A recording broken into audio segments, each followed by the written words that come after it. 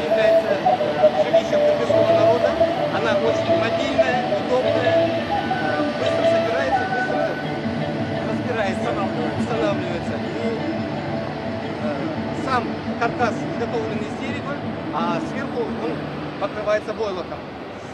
Да, у меня есть такое.